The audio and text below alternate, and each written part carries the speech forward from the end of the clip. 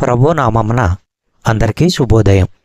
ఈరోజు దేవుని వాగ్దానము ఏమనగా కీర్తనల గ్రంథము 37వ అధ్యాయము 27వ వచనము. కీడు చేయుట మాని మేలు చేయుము, అప్పుడు నీవు నిత్యము నిలుచుదువు.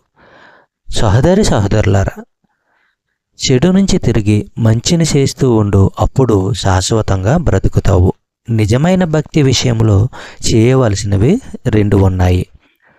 దుర్మార్గాన్ని విడిపెట్టడము మాత్రమే కాదు, మంచి చేయటము కూడా అంతే ముఖ్యము.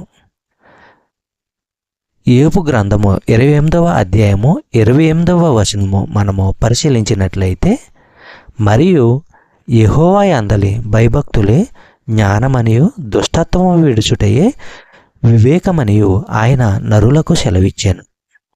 సహోదరులారా, ఉపకారాలు దాన ధర్మాలు చేయడము మరవకండి.